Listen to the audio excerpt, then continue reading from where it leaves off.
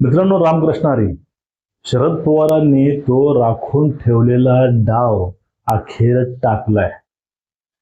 एका मुरलेल्या मातब्बर राजकारणाला मित्रांनो कधी कुठली चाल खेळायची, त्या शतरंजाच्या पटावरती नेमकी कधी कुठला प्यादा पुढे घ्यायचा, घोडा कसा चालवायचा, हत्ती कसा चालवायचा, उंट कसा पळवायचा आणि कधी प्याद्यानं राजाला चेक द्यायचा, हे त्या खेळाडूला सांगायची गरज भासत नाही.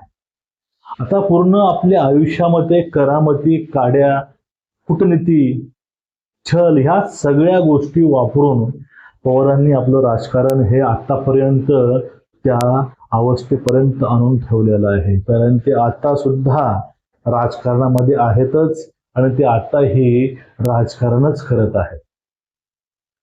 आता कमी आमदार असताना मुख्यमंत्री होता येतं हे आम्हाला पवार साहेबांना दाखवलं किंवा शिकवलं असं म्हणणारे उद्धव ठाकरे आज त्या ठाकरेंना कमी आमदार असताना राज्यसभेवरती खासदार कसं व्हायचं हे काकांनी परत दाखवून दिलंय.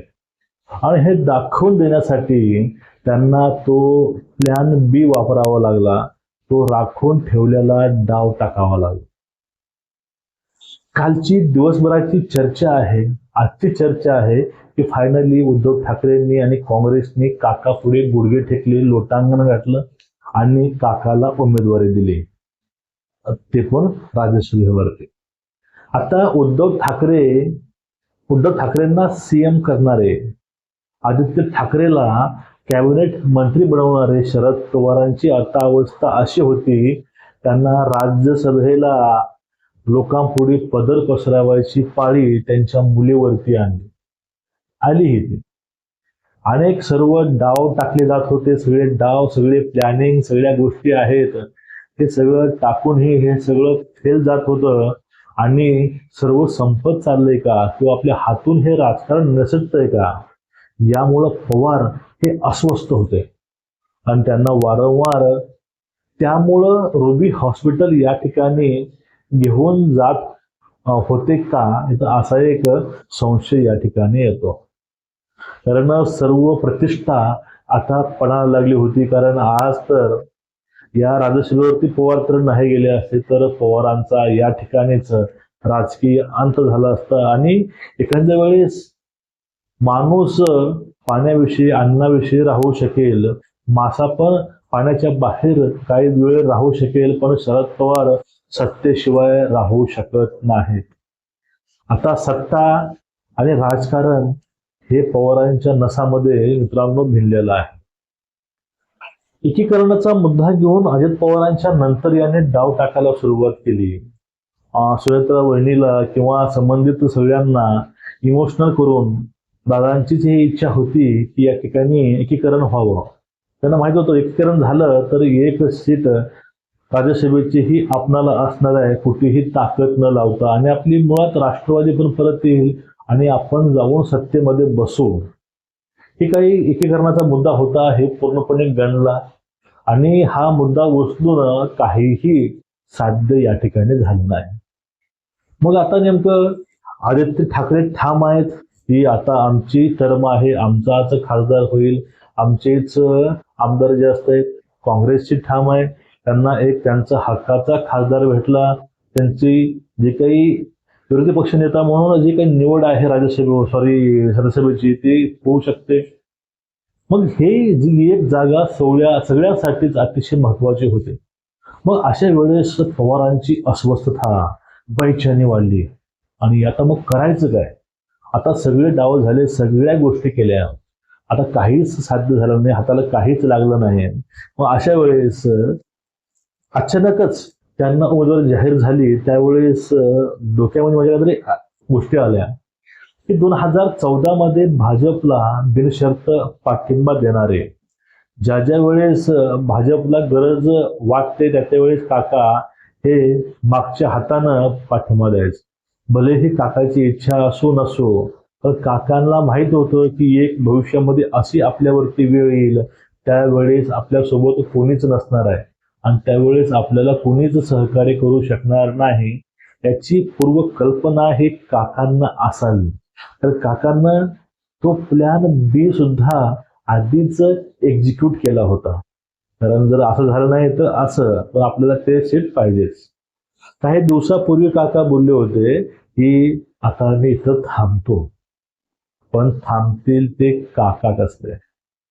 करामतीच्या करामती हे का संपणाऱ्या नाहीत, त्या लीला असणारच आहेत. मग या सगळ्या त्यांनी एक पिल्लू सोडलं राऊत नावाचं.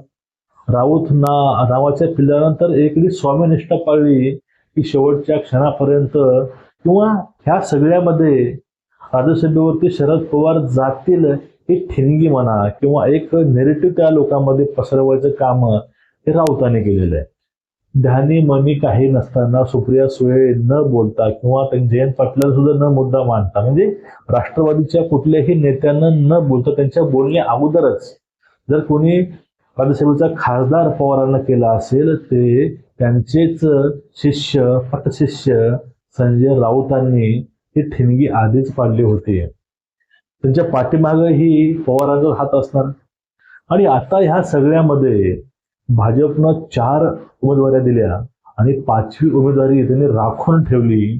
त्यातून दाखवून दिलं अमित शहाने पूर्वी सांगितलं देवेंद्र चव्हाणांना, त्यातले अध्यक्ष आहेत महाराष्ट्राचे, की एक जागा राखून ठेवा. जर शरद पवारांना उमेदवारी जर काँग्रेसनं किंवा त्यांच्या अलायन्सनं नाही दिली तर आपण निवडणूक ही बिनविरोध लढणार नाहीत. आपण निवडणूक लढवू आणि सगळ्याच साती जागेवरती उमेदवार देऊ.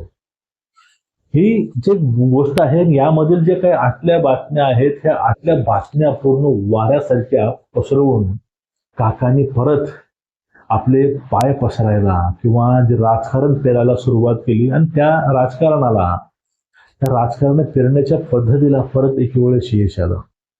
म्हणजे काळ कुठलंही असो, काकाचे डाव जे आहेत ते डाव काम करतातच, पण काही काही गोष्टी असतात ते फेल होतात.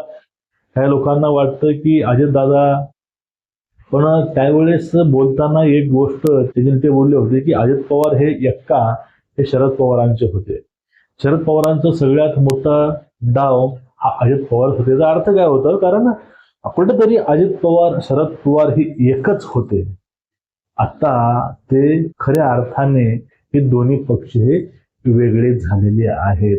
अजित पवार साहेब असताना दोन्ही राष्ट्रवादी एक होते, असे अनेक तुम्हाला उदाहरणं भेटतील मित्रांनो.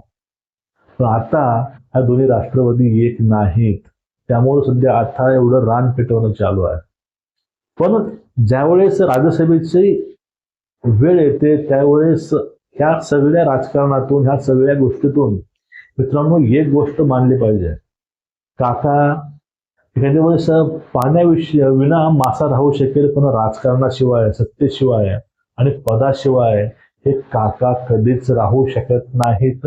त्यासाठी ते कुठलाही डाव टाकायला तयार आहेत आणि त्यासाठी ते कुणाचीही कुर्बानी द्यायला म्हणा किंवा ते काहीही करायला तयार आहे. ते काही करतील, पण त्या ठिकाणी जातीलच. की आज परत यांच्या या सगळ्या खेळातून, सगळ्या गेम मधून हे मित्रांनो दिसून आलेलं आहे.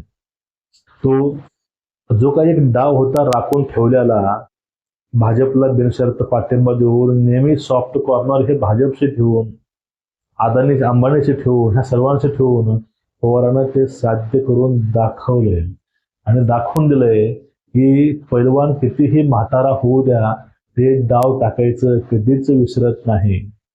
म्हणून शरद पवारांनी जो राखून ठेवलेला डाव होता तो डाव टाकलाय. आणि त्या डावामध्ये उद्धव ठाकरे, काँग्रेस हे या ठिकाणी चित झालेत आणि विजय परत तेल लावलेल्या पैलवानाचाच झाला.